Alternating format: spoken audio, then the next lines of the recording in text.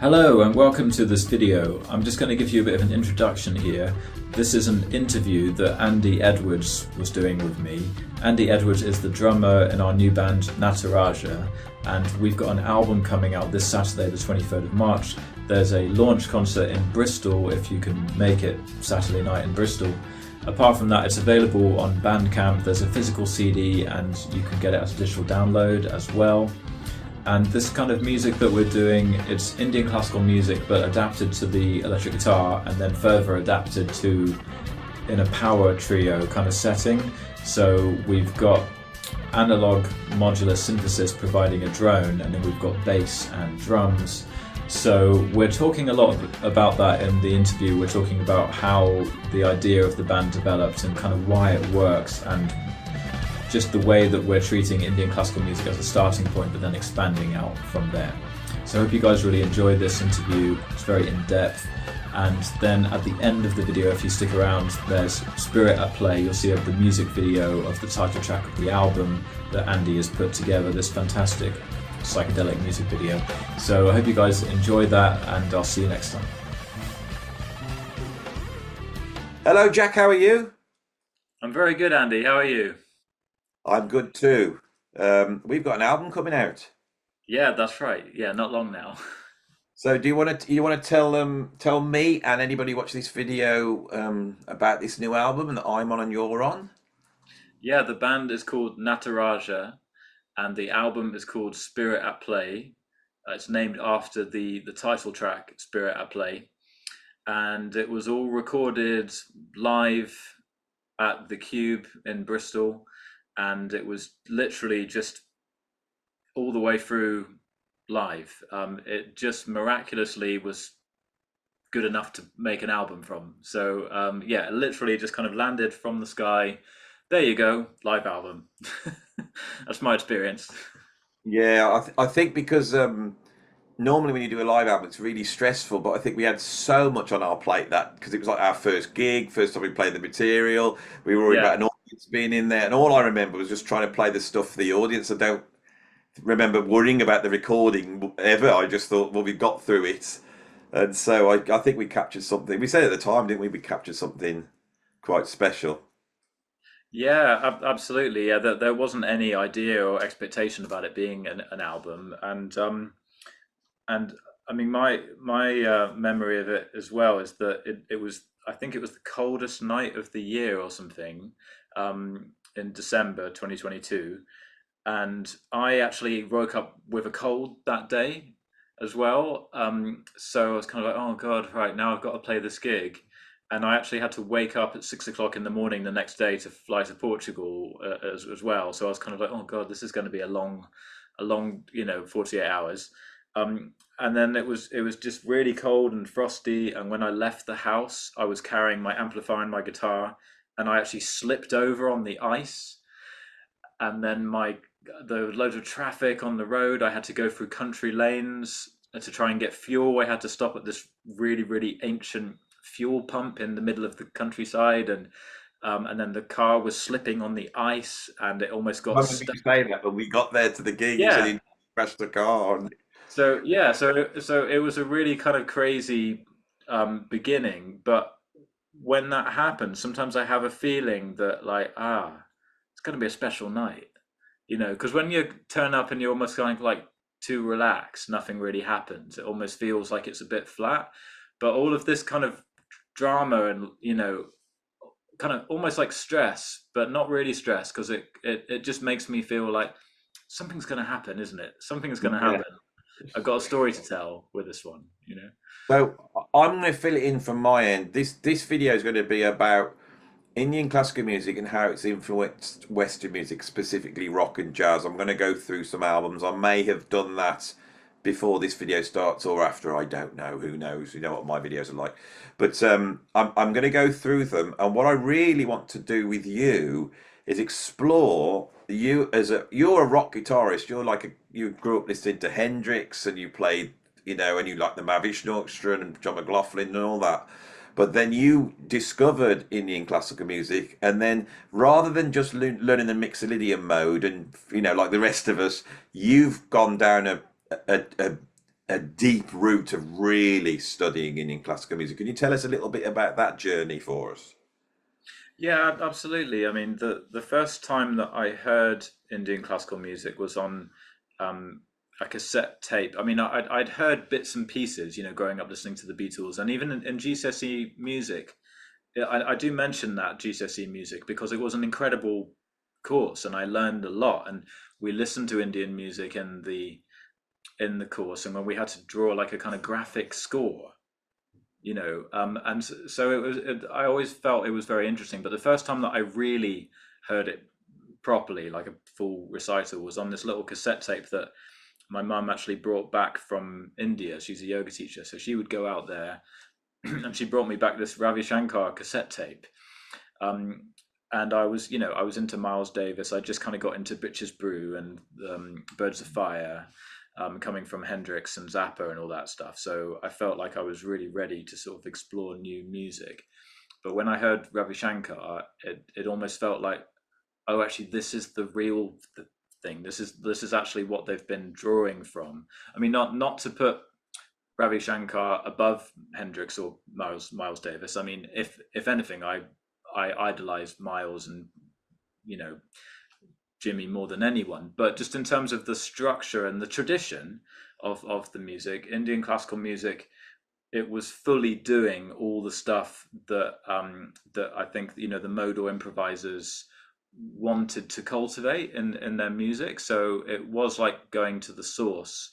Um, and then I ended up studying sitar, and eventually the guitar kind of took over again for me. For a few years, the sitar was kind of my priority at times, but then eventually it switched back to the guitar. And it's been much more in the past sort of 5 6 years. I've kind of consolidated it much more on the guitar in a traditional form. So rather than playing kind of Indian influenced, I can more kind of safely say that I'm actually playing traditional Indian classical music, but on an electric guitar. With our group, it's the fusion thing again. It kind of felt like once I got the traditional stuff down, then suddenly it was like life was asking me to actually do fusion again. There seemed to be less opportunities to actually About play traditional. because what might be interesting to the viewers is that you studied sitar. When you went back to electric guitar, you really approached the electric guitar in a different way, and you didn't approach it because obviously the guitar exists in Indian classical music. It's often played like a on the flat, isn't it? Like a country and western. They'll often play. Yeah, like slide guitar. Yeah. Yeah, but you brought in some elements of sort of electric Western guitar playing. Can you explain a little bit of how you approached it and how you create, the way you string your guitar, the way you tune it, and because it's so fascinating what you've done. Yeah, And I mean, demonstrate. Well, I should probably just demonstrate, really. That would be easier, with some talking as well. Um, there's just a kettle boiling in the background, but I doubt you can hear anything. So don't worry about it. Okay. just pretend it's a drone. Yeah, it's like a kettle drone. Yeah, Little yeah. drone, yeah. Special brand of Indian classical music that only you do, Jack. Don't worry, I'll put a subtitle up. Okay, okay, yeah, yeah. um, so the main thing really was to do with playing the different scales mostly on one string rather than across scale shapes, because if you start playing across a scale shape, then you kind of have to break the connection between the notes depending on just where the string changes are. So even if I just start with something like the Dorian mode, just which could just be standard Western music. If I'm playing on this kind of shape, then every time, for example, I go to that note, it's going to be a staccato, and there as well. But if I needed to phrase it like that,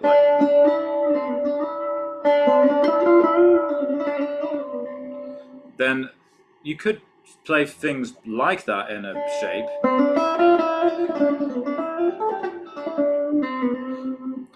but you're not actually going to have the full spectrum of choices in terms of when to slide or bend or hammer into It's a note. basically guitar technique, isn't it? Is the fact that Yeah, you're basically moving horizontally up and down the guitar. And on what I find fascinating is obviously you have really studied all those intricate bends and you've got that all down and you've got the language, but also your guitar tone is very interesting to me.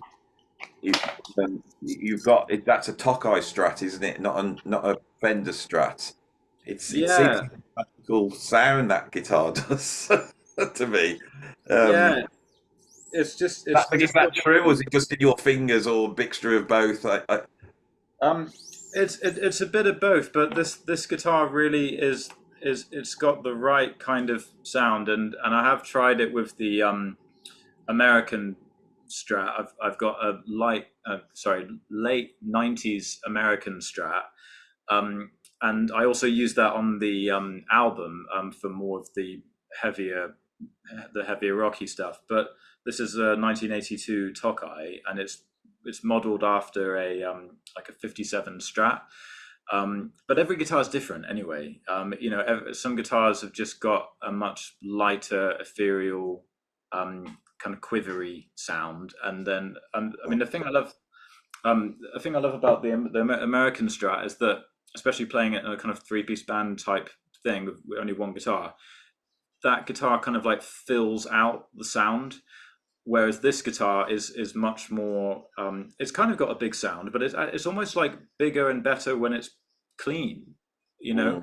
Mm. And when I tried to play this in the past in different bands, it never really worked. But once I actually looked at it just as a vehicle for Indian music, and I changed the tuning, it suddenly felt as if this guitar worked for that tuning and for that style.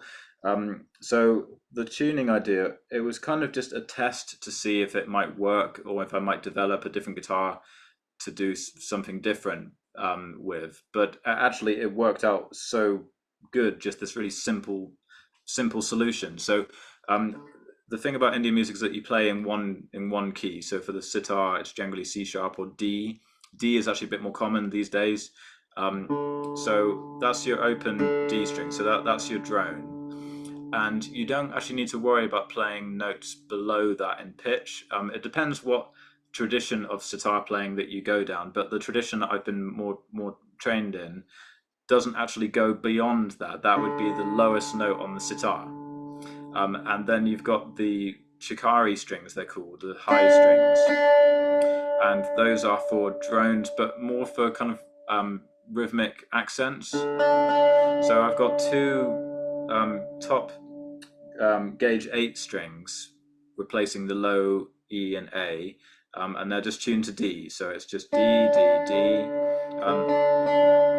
They're just a tiny bit out of tune there, but having two of them makes a massive difference to just having one. If you just played one of them, it just sounds like a regular guitar string, even if you combine it with the D. But as soon as there's two of them, it suddenly has a very subtle kind of like chorusing effect, and that's how it is on the sitar. Yeah, it's a beautiful sound. So can you give us some like proper Indian classical stuff that's proper, Yeah. not you pretending like if I was pretending to do it, I want some actual ones with proper phrasing, and I Hmm. want you to show what you know. Okay. Right. Well, I'll kind of explain a little bit as I'm doing it, I suppose. So, for example, you're opening up a rag. So this is Rag by Geshri,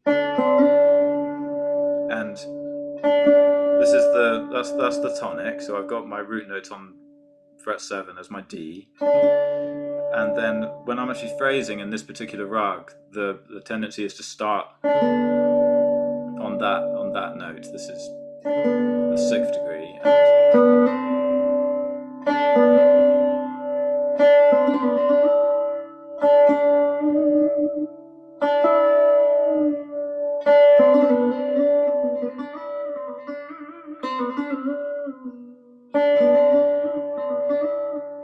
so I'm very purposefully, I'm only using 4 notes right now. I'm not just gonna go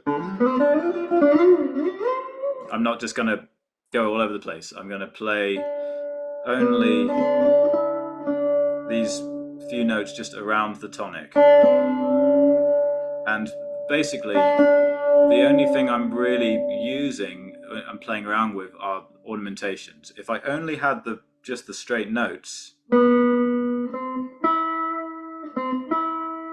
I could play around with kind of the order of the notes, on the duration of the notes.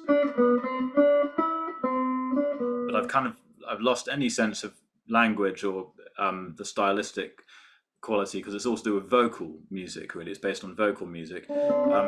So the phrasing is not so much to do with playing around with intervallic things or doing octave displacements or sort of, trying to be. There isn't like a cerebral kind of quality in the sense. I mean, there can be, but the real essence of the music isn't so much like, oh wow, that phrase was so kind of had such an interesting geometric kind of shape, or wow, what a kind of huge phrase. I didn't see that coming. Look, it moved through 2 or 3 arpeggios.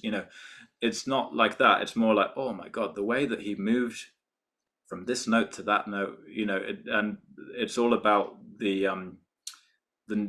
nuances. It's like the microcosm rather than the macrocosm. So it's similar to a blues improviser. You've got a reduced Yeah, amount of notes, and then the expression comes in the articulation of the notes themselves.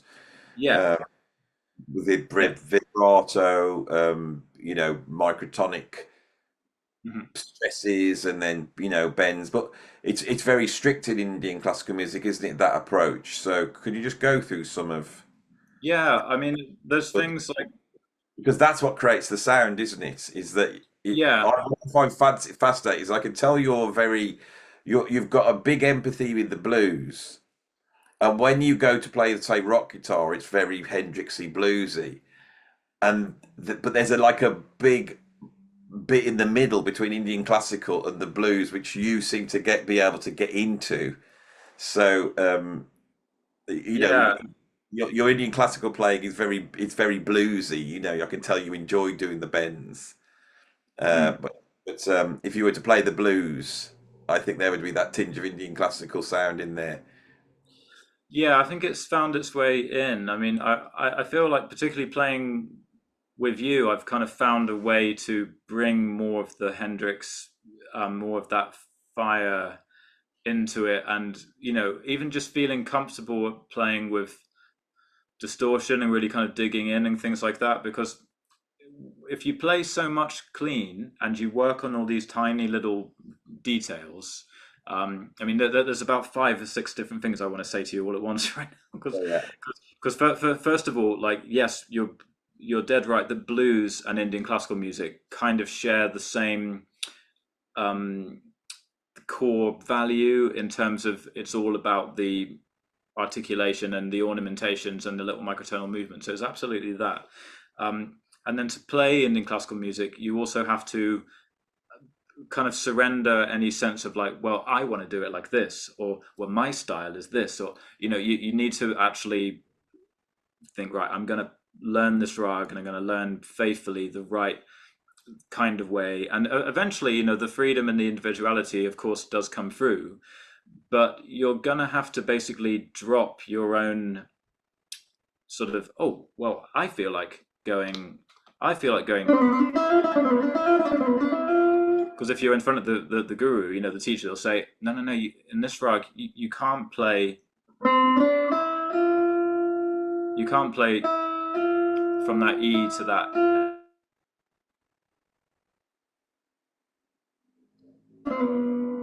You have to go up to that E, but then back down before you can go to the F.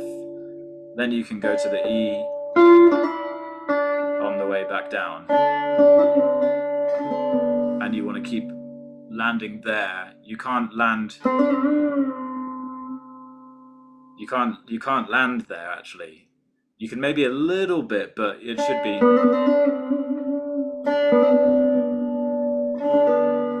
That's a landing point, right? but for a different rag, it could have the same notes but a different stress point, or a different slight order of notes. So you have to be willing to go into that and be more at service to, the strict rules of that rag. Um, So with so this rock you're playing the sixth, the flat seven, the tonic, and the yeah, second. And although the yeah. Dorian, which is the Dorian mode as such, except you haven't got a flat third, have you? Which would spell Um, a I minor. have actually got it in there, but the thing about this is another thing. Just by the way I'm phrasing it, you can actually hear that although we're talking six flat seven root second, the tonic, the Vadi, which is the king of notes in this rag, is actually G.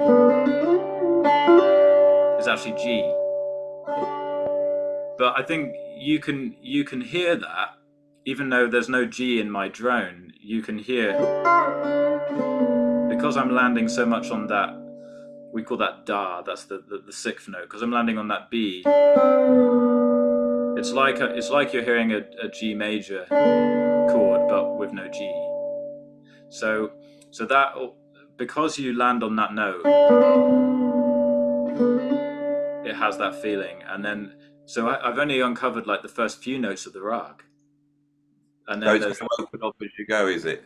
yeah, yeah. It's all about controlling the range. So in terms of the discipline, you've got to go about it in the right structure of notes, but you're controlling how much range, like starting small and then bigger, or just focusing on like one portion at a time. And you can see that in McLaughlin's improvisation too, when sometimes he'll take just a fragment of a scale, or just like two notes. He's like he's in a box pattern, and then he'll do like a million permutations just in that box, just with those like four notes or something. And I think that's come from Indian classical music, because no one else really does that. They kind of just blast through the So, whole so pattern. that is, life is weird. I've been listening to a lot of different music for the channel, and then this week in my car, I always have some CDs. Like I'm going back to the Mahavishnu Orchestra, so I got Visions of the End Will Beyond. I got Apocalypse. I stuck Apocalypse in, and on there's a track on Apocalypse. I don't know what it's called. Might be Wings of Karma. Don't I can't remember. So Like halfway through the album, sort of. it's the beginning of side two. It's Oh, a two, short. yes, drama, yeah. Yeah, and it starts off with quite modern classical, and then it goes into this guitar playing. And I was listening to John McLaughlin, and I was thinking, he's only played two notes. Oh, now he's made three notes, and I'd Yeah. never noticed this before. I thought, you think he's all over the place, but here on this album, he's just got a narrow range of notes. And I've just noticed it today, and then you've just brought it up, and Oh, it's that's weird. so weird. It's so weird that I thought, and of course Coltrane would do the same thing. Yeah, yeah. Coltrane would start here and then go blah, blah, blah, blah, and then he'll go through all the organization of notes, and then he'll expand it both ways, and then eventually you get this big cascades up and down. This is Yeah. fascinating because on this video I really want to talk about the influence of Indian classical music, and I want to get into the thing that it's very specific things, and I think we're uncovering the things that Coltrane took from Indian classical music and Mm. the things that John McLaughlin took, and this idea of starting in a certain. Well, I didn't know this until you said it. Of Mm. starting this sort of opening up like a flower's opening, you opening up this harmonic palette Yeah. in a way. Yeah, because even like the minimalist composers were inspired by Indian music, but yeah, I mean Indian classical music, it's not minimalist in the Western sense, because they're playing fast, and they're playing, or it's very busy music, or at least it gets busy as it goes on, because Indian music always starts small and simple and gets bigger. It's just not considered natural to start really big and then get small and then big, and then, or to have, it's just considered like that. This should be a natural unfolding, which is just completely like the arc of a wave, and then it'll finish. And so it's very, especially in the South India, they really talk about, why you don't need to invent anything, because everything already exists, and all of the different concepts, mathematical concepts, combination of notes, rags, they already exist. So it's not about coming along, and it's the complete opposite of, you'd think of someone like Beethoven at the piano, like I'm the genius, like, or like I'm like Mozart, like I'm the fully realized genius. No one can tell what I'm going to do next. It's all my ideas, and I'm like a virtuoso, and I'm ripping up all the rules, and I'm just like I'm like a god. This kind of of course they don't think like that, but the archetypal Western Yeah. classical musician who's like a Paganini, like I'm so sold my soul to the devil, and I'm literally amazing, and no one else can do what I do, and it's all me. um in Western classical music, that's almost like the most exaggerated sort of superhero form, right? Whereas in Indian classical music, it would be the musician who's just able to channel and realize everything that God has already done, and just to the rags are supposed to be kind of disembodied spirits, and logic, logic of numbers, logic of unfolding. It's not about you creating and being a genius all on your own. It's about you just letting the natural logic, natural order flow through you, and it's not to do with you. And I mean, I like the Western. I like the out there on your own, doing your own thing. I like that too, But I think it's interesting for people to start to realize the really big kind of Yeah. differences. That's what I want to start off with before we get into the Nataraja thing, which is trying to pull these things together. Yeah, Which yeah, I've gone through a number of albums where Western people have tried to use those influences, and they're trying to create those compromise. Before we move on to that, can you explain also the rhythmical aspects of Indian classical music? Because it seems to me that the other big difference is the lack of a cadence. So you never go to a dominant chord, do you? Which the blues does, of course. So you're having to try and create cadences through the stressing of notes, bending of notes to create tension. yeah. I mean, Also, interesting. there's a rhythmical tension, isn't there? Yeah, yeah. The rhythmical tension. We've talked about that before a little bit, haven't we? About the sort of tension and release in more in the rhythm, and I heard you talk about that in some of your other videos as well. So, but just before I mention about that, there is actually something called Vadi and Samvadi, so the king and queen of notes in a rag. And interestingly, this isn't a strict rule, but they do tend to be about a fourth or a fifth apart in the rag. So you don't have like a dominant chord. That there isn't a dominant chord, but for example, you've generally got the tonic, which is sa, so always in this case D, and then the samvadi, which is supposed to be the second strongest note, is down here, so a B down there, and then if I go up, then that's G. That's the vadi. So it feels like the different parts of the rag that you're in, the different bits of that range, because you're often phrasing around sort of 3 to 4 notes in kind of and then juxtaposing combinations of those notes with ornamentations.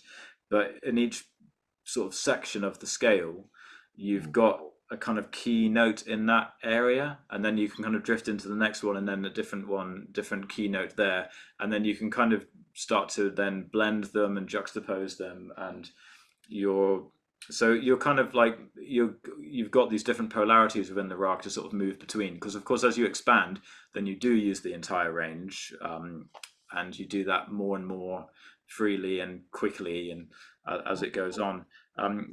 But in terms of the rhythmic side of it, we have the cycles, which are basically like time signatures, but um, instead of thinking of things in 4/4, we tend to think of it in 16, so like 4 groups of 4. And there'll be like a softer group in there, and then because it gives you a sort of basically a template for composition. So if you're thinking of it in like 4 groups of 4, you've got your hand to count the 1, 2, 3, 4, 5, 6, 7, 8, 9, 10, 11, 12, 13, 14, 15, 16. And then you can look at how compositions are built around that structure.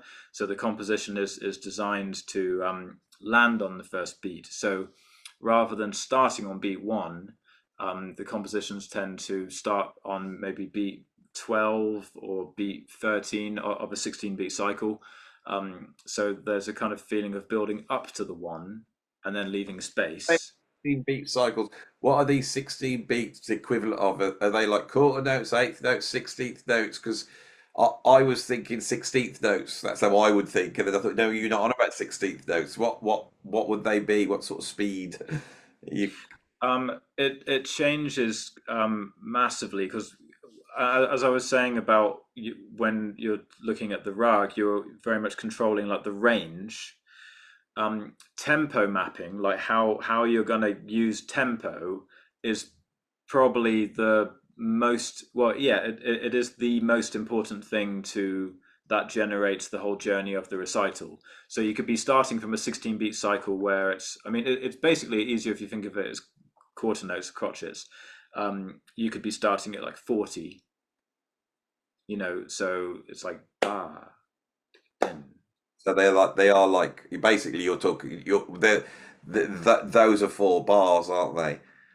Yeah, That, yeah. which is similar So to Western music, is that you've got sort of 4 bar cycle and you're moving up to this point here and coming back yeah, down. You yeah. know, So it has that feeling of it being like a four bar yeah. cycle, and just one group of four is like one, two, three, four, and then second group of four, and so you're improvising and you're expanding a whole unbroken an unbroken melodic idea over that entire cycle, and then kind of coming back with that weight to the first beat. So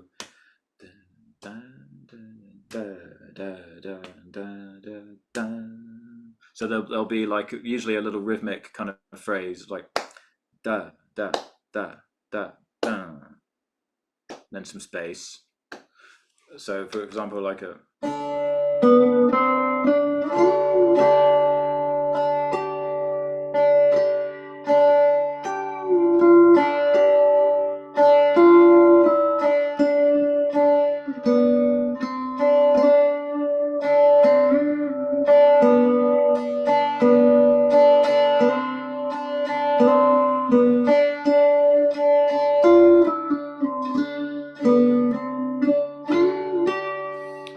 I'm not sure if I don't think I did quite 16 there because I need you need the tabla with Yeah. you really. So that kind of very very slow, very very expansive, and then that moves up and up, and then you eventually just go through all different tempos until you actually end up playing at like 400 plus beats per minute, but at that speed, it much more feels like you are just playing eighth notes. But the Indian musicians would count that much more quickly. So, for example, like da din din da da din din da da din din din da din din da da din din da da din. Like so, we would feel like that. Yeah, that's like a yeah, it's that tempo. But they're thinking da din din da da din da din. They're thinking of da din din da da din da da din din da din da din da da din. That's one beat da.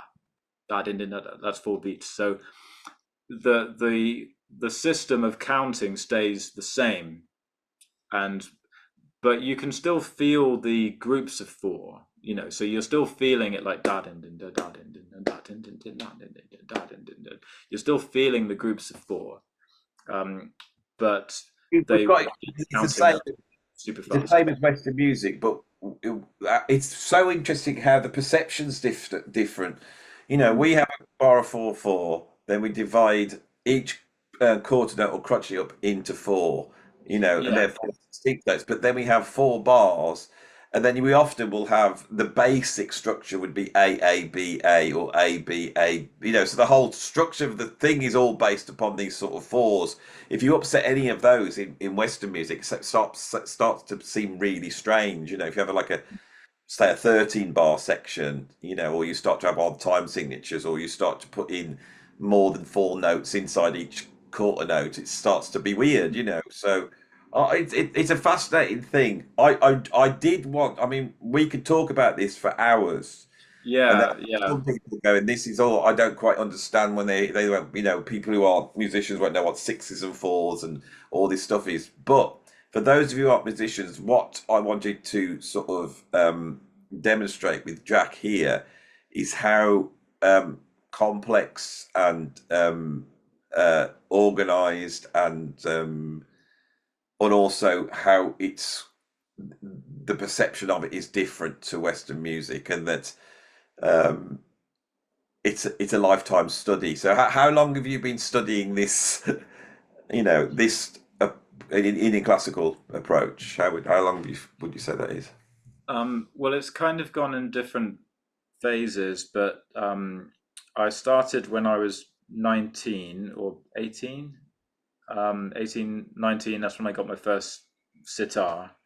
Um, but I had already been playing guitar a lot. I already kind of knew all my modes, and I was really, really crazy about mode theory by the time I was 18. It was quite a quick kind of Mm. beginning, you know. Um, and I'm 36 now, so that's yeah, kind of 18 years, isn't it? yeah, yeah. So about that. Um, but I really got more serious. I mean, I was always serious about it, but it's difficult to. There's it's really defined by different teachers. You know, so the first teacher I had taught me sitar, um, and that was for the first kind of 2 or 3 years, and then I worked with a Carnatic vocalist for a while that kind of got me on the guitar a bit more, and that was another sort of 2 or 3 years, and so I'd say the first up to the age of kind of 30, I'd had little bits of different teachings here and there, but I didn't have a really really thorough kind of teaching. I'd kind of learned a bit from this person, a bit from that person, a bit of, spending time with other musicians, picking up compositions. So I had a good grasp of the music. It's like I knew the kind of I knew the language, I knew all the core components. But then when I was about 31 or 2, I started studying with Rupa Panesar, who's a sitar player in the UK. Is probably the best sitar player in the UK in my opinion. And then at this point, I didn't go with my sitar. I went with my guitar. But when you've played the sitar, then you can look at someone and I can see what note they're playing, and then I started really doing it to try to map exactly what Rupa was playing and do it, with the same kind of arrangement, doing it on one string, and having the chikari, the drone string. So all of this, like, just playing scales, but doing everything on You've one string. developed incredible speed on one string, haven't you? Your ability to play up and down rather than play across. Like I don't think I've ever seen another guitarist do that on guitar. Yeah, I mean that came in around that time because I think around 30 or so. I mean, I think when you hit a decade, you kind of look at things a bit differently. So I felt at that time, you know what, I'm not going to worry about playing chords. I'm not going to worry about trying to play classic, Western classical guitar. Because for a while I was trying to study Western classical. I was trying to do a bit of this, a bit of that. And I thought to myself, actually, I'm just only going to do Indian classical music right now. I'm just not going to worry about anything else at all. And then I really started trying to. I'd also been working on some core aspects of my technique, like picking and realizing, watching all the Troy Grady cracking the code videos and realizing, oh, okay, I'm a downward pick slanter, almost like going to the doctor and being diagnosed. This is why you can't play like John McLaughlin, but you might be able to play a bit more like this person. So learning how to basically maximize my more natural way of picking. And then I got into just kind of organically learned a way to synchronize and play single string lines, and then building up the speed. And then when I started studying with Rupa, the amazing thing about it is that, I go to her house for like a 3 hour lesson, and you'd be doing exercises for 3 hours, but very, very musical sounding exercises, kind of things that you could actually just play it you could be soloing and you could play it on stage and it wouldn't sound like an exercise, Mm. you know. But moving through a scale, but then like you were talking earlier about numbers, like, you know, going up the scale in divisions of 3, 4, 5, 6, 7, 8, you know, just very, very methodical. And she would talk about, right, let's exhaust all the possibilities here, right? Going to keep everything in rag, so we're not going to just frivolously move around the scale. Everything's going to be done with the correct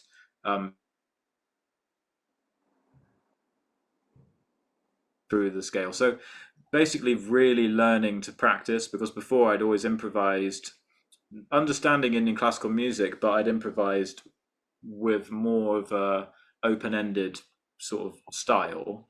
And through studying with Rupa, I learned just much more methodical ways to improvise, where there's like a clear concept. And then I had another teacher, Shakir Khan, who Rupa introduced me to, and he's the son of Shahid Pervez, who's one of the most famous sitar players.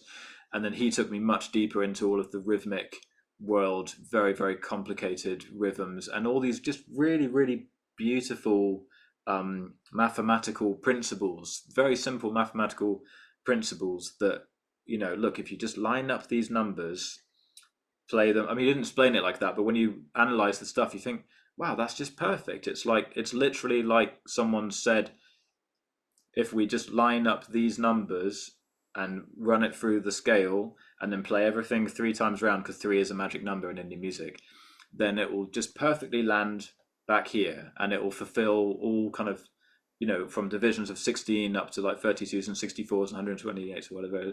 Like, it'll just perfectly fit in. And then when you analyze it, every time you analyze it, it will be like a Shakespearean sonnet or something, that like every little part of it relates to every other part, and it's all perfectly balanced, and it goes 2, 4, 6, 8, 10, everything just, you know, these things are like, wow, like this is, and to them they'd be like, well, that's God. You know, there we go. Like, we didn't have to write anything. All we did, that was just that was Yeah, it's that was the creator. Like, it's all there. a revelation rather than a creation. Can you Yeah. do that fast stuff now, just to show off that type of thing to Mike? Okay. Yeah. Because they all love a bit of fast guitar played. They do You love do, it, don't don't you? they? You all love a bit of fast guitar played. Okay. Right. I might need to warm my hand up a bit again.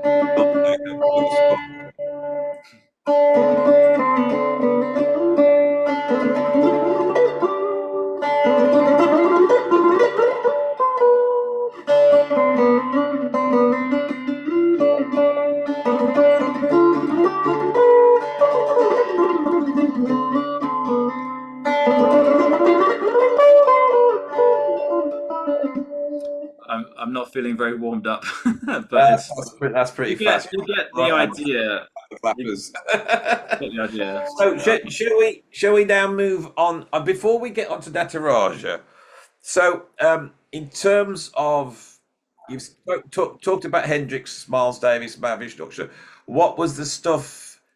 What are you listening to in terms of other music, non-Indian classical music? What would be those influences, and what are what you bringing in from that? Um, at the moment, I mean, I'm actually listening mostly to Romantic era violin concerto material, but I don't think that influence is there yet.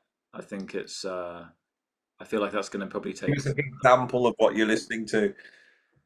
Um, well, I'm learning this right now. This Brooks violin concerto. I've just learned the first movement, and I'm pretty bad at it.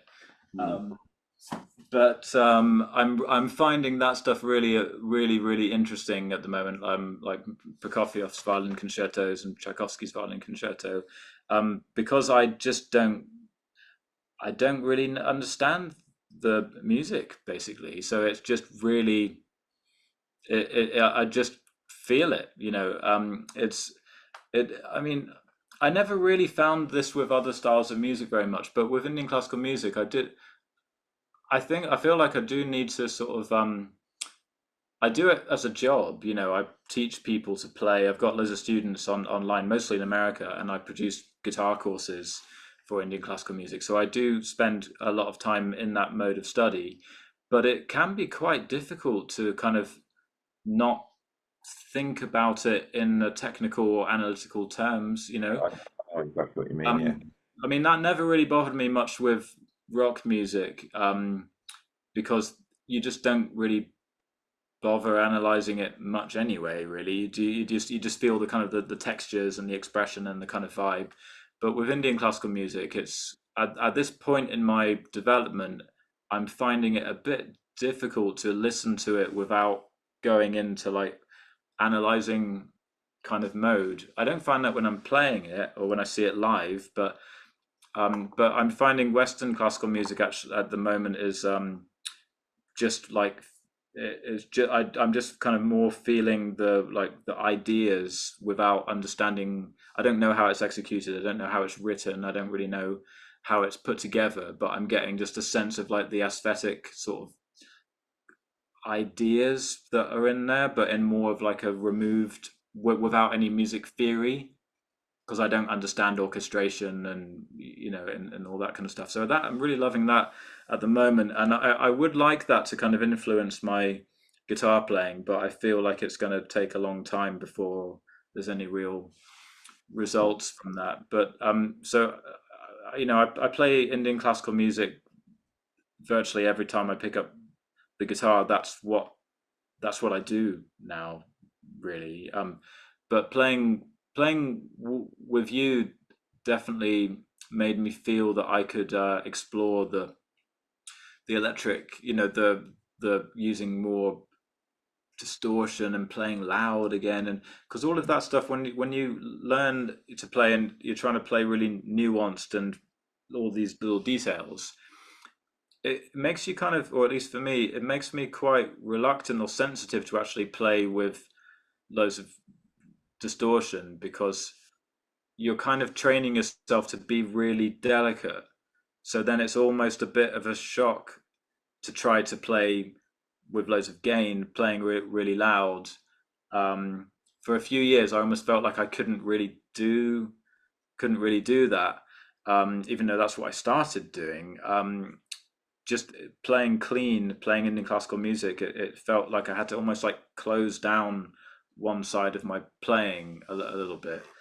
But playing with you, I just found that I could open up that. I think playing with a drummer, that kind of texture that you're providing and the kind of forward momentum, like the way that you're supporting in solos.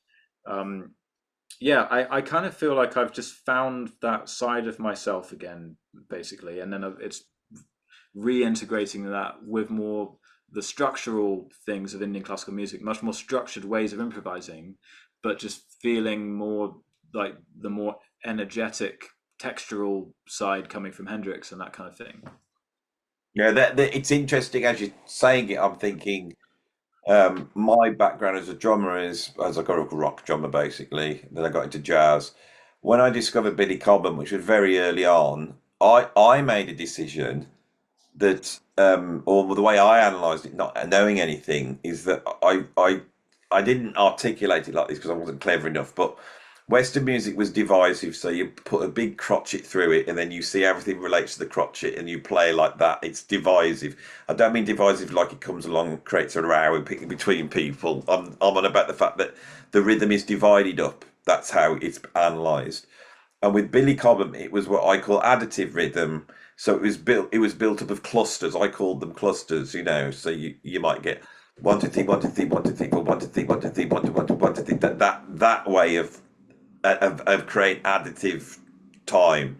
And so that was my background. When I heard Indian classical music, it was the rhythmical aspect that chimed with me, that I could hear, oh, they're doing the same thing. Now, it's probably because with Billy Cobham and Jan Hammer, as well as John McLaughlin, I think they were all exploring Indian music and looking at the way those times are broken up. And so then I heard Shut Up and Play Guitar, and Zappa's playing very modally on that album. It was Dorian Lydian and mixed Lydian mode. That's predominantly that, and there's some weird ones, but it's modal playing. And Vinnie Colaiuta is dividing up the time in such an interesting way that is creating, and for me it was a new way of accompanying a soloist, the way you'll be picking up on these sort of polyrhythmical aspects, you know. So you know, when you got in touch and we started chatting, and then we started talking about music, and you came up and then we jammed, I thought, my God, I could do this thing with you because your training allows you to think like that. Because a lot of musicians I play with, if I start doing my timings, they get lost. And but with you, you may get lost, but you know you've got lost because you're aware of that. Because I know what I'm doing slightly different to Indian classical. Mm. You know. But the idea of exploring that in a sort of power trio, I thought that was very exciting. So, and here we are now in Nataraja, and the album's done. It's coming out, you know, in a couple of days, really, isn't it? Yeah, yeah, it's coming out on the 23rd, Saturday, 23rd 23rd of of March, March. So yeah, yeah, very soon. in the future. Yeah, yeah. But what I mean, what you're saying about playing the different kind of overlapping rhythms and all of that stuff. I was thinking about that the other day because I was listening to that. There's a drum solo that you do in Spirit at Play where we're just grooving on this da da da da da da da da da da da da da da da, and you're playing all of this stuff over there, these different polyrhythms, and or sometimes even if I'm soloing, then you're sort of throwing in these different rhythms underneath me, and um, I never learned like polyrhythms. I mean, with Indian classical music, we do things like we phrase in fives or sevens or stuff like that. But sometimes, not necessarily, it could be a quintuplet, but it could just be like you could just be in a regular division of fours, like 1 2 3 4 1 2 3 4, but then going 1 2 3 4 5 1 2 3 4 5 1 2 3 4 5 1 2 3 4 5 1 2 3 4 5, or 1 2 3 4 5 6 7 1 2 3 4 5 6 7 1 2 3 4 5 6 7 1 2 3 4 5 6 7 1 2 3 4 5.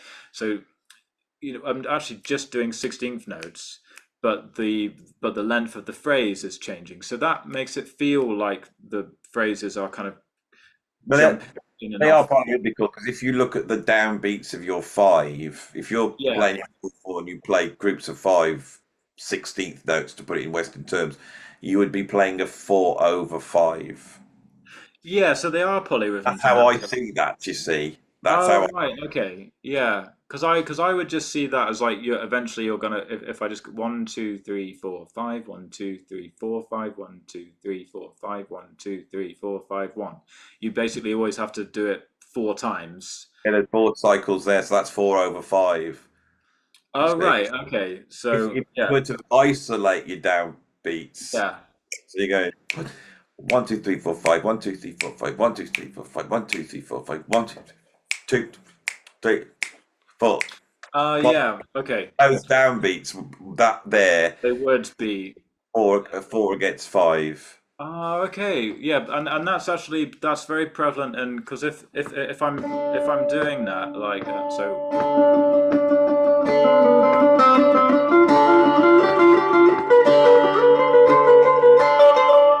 then there's Yeah. always, especially with the style of doing Indian classical music, it's like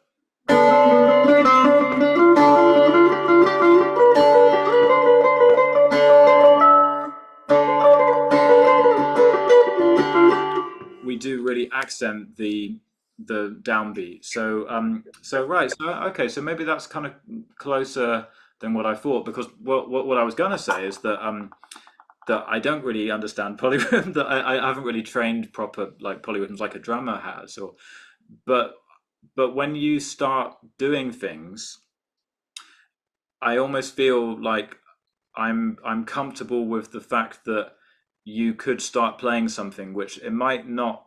If I tried to understand it in the moment, I could freak out. But it's just more like just trusting, and it's like, oh, okay, I don't need to change. Like I can stay where I am, and I can just basically keep an open mind. So if we're like da da da da da da da, and you're going ba da da da da da, then I don't have to actually freak out. I can. It's almost like if you saw someone if you saw someone flying and you didn't know that people could fly, you'd be like, oh my God, what's going on? They're flying. But if you knew that people could fly, then they could fly right over you, and you would say, that's no problem. I can keep on walking. I don't need to trip and fall over and come off my course. So it's like, it's okay. I know that Andy is able to actually do this. I know that if I keep an open mind, then I can kind of hear how it, because you're not going to play something random. All the stuff that you're playing is meant to actually sound good, for want of a better word. So if I feel it in the right way, there will be a groove, there will be a feeling that, like, oh yeah, it's kind of there. So I don't understand what you're doing, but I'm just not put off by it, because I'm kind of open-minded to the idea that anything will work, in the right hands. So I, yeah, I bring this up because this anybody who's watching this video and thinking, well, this album seems quite interesting. You got like there's been lots of Indian classical music, Western crossovers. People like John McLaughlin have gone very deeply into it. But even with my limited knowledge, I know what he is doing isn't Indian classical guitar. He does all sorts of things that break the rules, doesn't he? When he brings his yeah, influences. And so this Nataraja is interesting because it's like a Hendrix style power trio. There's the freedom of a power trio. We understand the modal playing, like say if you listen to Machine Gun, that is like in some respects is very similar to Indian classical music, but you've utilized that to actually play actual rags, aren't you? The actual rags yeah. you're playing Um, now. Yeah, I mean, there's 5 tracks on the album, aren't there? Spirit at Play is really a fusion track. That's not an indie classical track, but the other tracks are all rags, and I am actually playing. I'm playing traditional compositions. I'm trying to get you guys to play with me in a way that still contextualizes that melody, that composition in the right way. So we're still kind of perceiving it. It should, if a traditional listener heard that, Rag Sarang or Rag Hamsadwani or Rag Malkons, if they heard that melody, they should recognize it in the right context. But there's a drum beat going on rather than tabla, and there's a bass line. But the great thing about the bass line, what John Jowett is doing, is that he's playing a kind of rhythmic support role of that bass player and giving us that tonal center. And he's riffing around and he's playing, but he's not got much of an ego, that he's not trying to drift off and kind of like play an arpeggio here, or sort of like move into a different scale, or he's keeping that tonal center, because as soon as you change tonal center, the rag doesn't sound like the rag anymore. And because we've got Richard Boxley, known as Wave Tenant, he's on the modular analog synthesis, so he's giving us these incredible drones and textures. So because we've got that locked down, and there's no one kind of disrespecting that drone in a way, because as soon as someone comes along, tries to play a bass line that's kind of like moving through a chord progression, or wanting to land on a different note, it kind of fighting the essence. Of course, then that can still, that's fusion. But what we're doing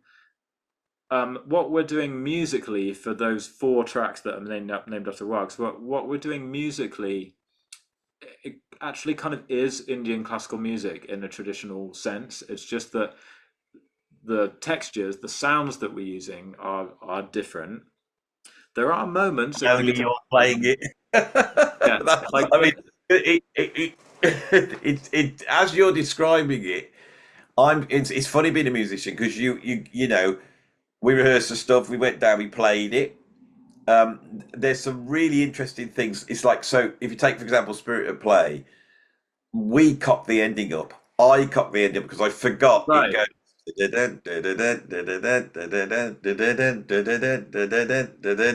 the ending? I can't remember. We'll have to It work should it it out. should go. So it goes to the second chord. da da da. It goes back Just to the supposed to one. land there. And then, But your yeah, ending was I'm cool. glad you got it there because I'll be able to refer to that.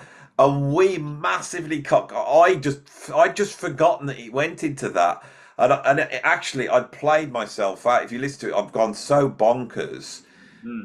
and I'm literally, you can hear me just go. All right, the batteries are going, and I'm just sort of fall apart, and that's all left in there. It's captured Yeah, something very unique, and I know none of us quite understand it. So you've got Richard Boxley has taken those drone ideas and taken the drones. They're almost like mini compositions, aren't they? There's yeah, yeah, moments, and so this is where it's completely unlike Cream or the Jimi Hendrix experience in that those yeah, drones are sort of, they do hem you in, don't they? That you have to. No one's going to go, right, I'll stick a dominant chord in here. I'll stop playing the famous round funky chord. You can't do it because those drones hem you in. And then I hate to give John Jarrett any sort of praise. yeah, I mean, I've worked so closely with him now that I don't want his head to get any bigger. But he's such an incredible bass player, and continually he surprises me. And I've always seen John as a bass player.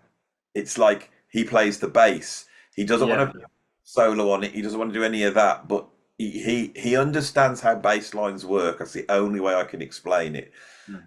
And when I play with John, because I've got to go back like over 20 years now playing with John, when I play with him, I don't have to worry about him. The empathy I have between me and John is just, I'm not even noticing it.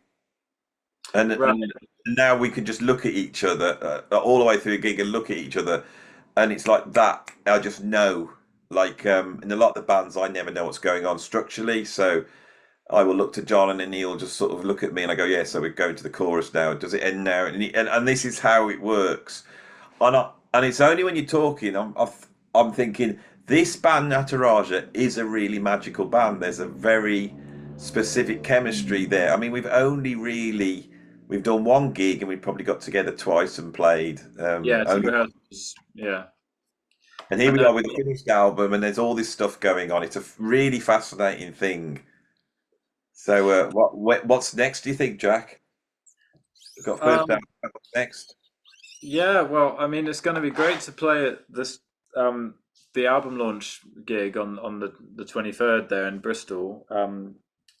We're going to play some new material, which Andy is yet to learn or to know anything about, because I never learn anything anyway. Don't worry about it. You know me. uh, seems to be the secret to success is just don't play it much before almost. I mean, I think rehearsal is important to have some idea, but it does feel good to keep it fresh.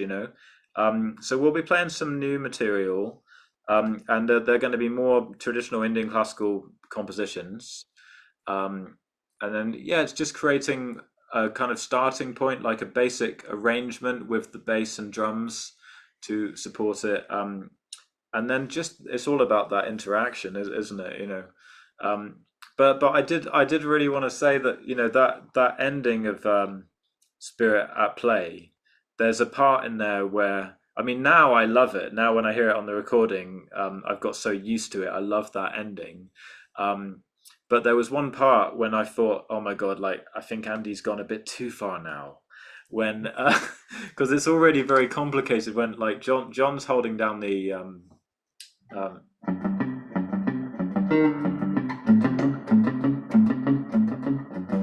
John's holding that down, and then I start to bring in these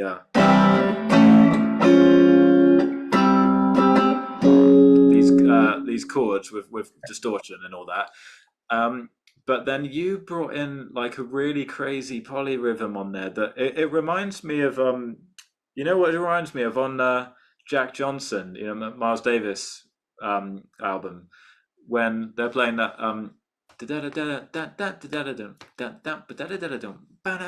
and then Billy Cobham's like that like you start doing that kind of groove like but over da da da da da da da. It's like What that, happened is, that shouldn't make I'll sense, tell but you, then And the beat did Well, move, you, but you, then you, we adjusted. well, I tell you what happened. You didn't go down, down. You went dang, dang, dang, and then you went dang, dang, da, da, da, da, da, da, da, and then I picked it Yeah. up and went, da, da, da, and then just kept that going, da, da, da, da, da, Oh, right. and I just kept that going, thinking that you were going to keep that going. And this is what I love about the album. It's quite chaotic. There's a lot of things like that going on. We're trying to meet in the mid. The thing about Jack Johnson is no one knows what the hell's going on that. Yeah, right. Stories about Jack Johnson. I mean, there's billions of them. There's all the obvious ones, like Miles told John and Billy and Michael Henderson not to play, and they just couldn't take it anymore. So they started to jam, and then he suddenly walked in, picked up his trumpet, told John to change key, and Michael Henderson didn't hear, so he didn't change key. So they go Yeah, into that's the sound, isn't it? It's that's suddenly the that polytonal dual tonality sound. Well, that's the famous story. There's another story with Jack Johnson where Herbie Hancock, who's not in the band anymore, if you think about it, he hasn't been in the Yeah. band for ages. He turns up with his groceries to see Miles in the studio. He says hello, and Miles says, "I want you to play keyboards." And he goes, "Well," so he puts his groceries out, and he's got this awful, cheap-sounding organ, and Yeah. it's broken. And he starts trying to play it, and he's cutting out, and he can't take it, so he just smashes his hands on it. Goes, "This, like you go, oh, this don't work." Bang! That's on the record. That is on the. You hear it, Yeah, and yeah, it sounds kind of sketchy, doesn't it, at the yeah, beginning? and this is it. And the other thing is, it's really funny is that riff. That the Mahavishnu Orchestra play that on In a Mountain Flame, don't they? It becomes the. Is it? Oh, no, Norwood Race or something. Oh, it's similar. It's like slightly different, but yeah, I can see what you're I go. saying. It's basically. Oh, they do. Yeah, that's true, They isn't it? play that riff, right? And then if you listen to, I think Miles Davis's later albums, there's a track called Prelude, and it's that riff, right? Now that riff is, I call that the birth of fusion riff. It crops up all over the place, Really? right? It's on other Miles Davis tracks. Johns plays it in Tony Williams' Lifetime, things like that. You hear that riff. It's singles. I think the track's called "Sing a Simple Song" by Sly and the Family Stone. I only realised this the other day. You go and listen to that tune, and it goes. That's what John McLaughlin is playing. And so that thing of being in a Miles Davis session, thinking Miles is out the room, let's just play Sly and the Family Stone, created a whole bloody genre of music. So I think this is Yeah. what makes this album so special. Now, I've listened to the album now because we've had the mixes for like a year or so. I've been listening to the album a lot, and I know I'm now starting to pick up what you do, and I've realised that what I'm doing that doesn't work, and so this next gig, which will be recorded and all that bit, it's going to Yeah. be interesting to see how all of us have moved on and how we've all sort of moved closer, hopefully, or maybe the magic's not there at all, and it needs that chaos. I don't know, but I'm sure it'll be okay. But yeah, it's very interesting. We've got to get in the rehearsal room soon, then, haven't we? Because it's 2 weeks this weekend, is it? Yeah, yeah, we're gonna rehearse on Thursday the 21st, like 2 days before the gig. That is it. You keep telling me Yeah, what's going on. Me, I don't know what the hell's yeah. going I have on. to keep reminding you But I what. think that's that Thursday evening. Yeah, it will be fine. Yeah, yeah, yeah. You have to make sure the rehearsal room's free. Actually, um, yeah. No, I mean it's gonna be interesting. Because when we first did it, the first gig, we literally. I mean, I think we knew what we were doing. Of course, we knew what it was going to be, but it will be interesting to see what happens next time. Or but then but it's the journey, isn't it? Because you never know. The next gig might not have the same magic, but then maybe the third or the fourth one might be even better than the first one. I mean, I think it's just a bit of a joke that the first gig after two rehearsals is just The new album. suddenly an album, and it doesn't really have like edits and fixes on there much. It's not like, oh yeah, well that bit was really bad, but with maybe we grabbed this part and that part, and oh maybe the second song was rubbish, so we'll drop that one. It was literally like we played 5 songs and then we've got 5 songs on the album, almost too good to be true. But it is down, and especially when I watch the music videos that you've done, with all of the different art, the artwork and all these different images, I can't really believe it, because it's happened so easily and with so little effort.